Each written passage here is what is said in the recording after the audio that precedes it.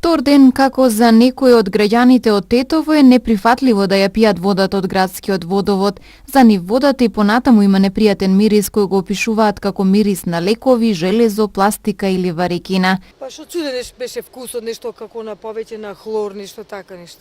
Да. Имаше малука на сијајка, нешто така, такви работе нешто.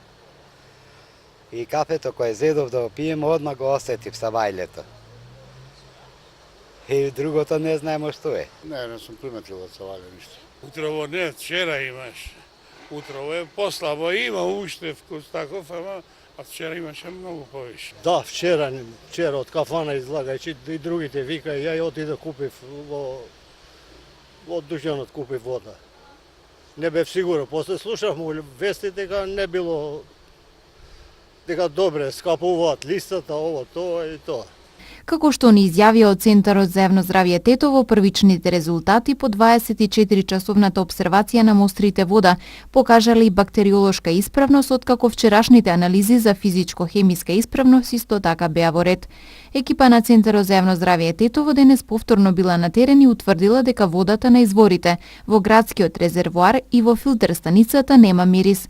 Оттаму проблемот го лоцираат најверојатно во мешањето на водите од шарпланинските извори и површинските води кои се зафаќаат со новата водоводна мрежа и минуваат низ филтер станицата. Инаку од вчера наутро граѓаните почнаа да се жалат дека водата која им истекува од чешмите има изменет вкус и мирис и истите беа загрижени за здравствените последици од незиното конзумирање. Центарот за јавно здравје Тетово и вчера смируваше дека водата е исправна за пиење и одржување на секојдневна хигиена, но дека крајната одлука останува на граѓаните дали ќе ја пијат или ќе користат флаширана вода. Во октомври лани тетовци за прв пат го почувствуваа изменетиот мирис и вкус на водата за пиење.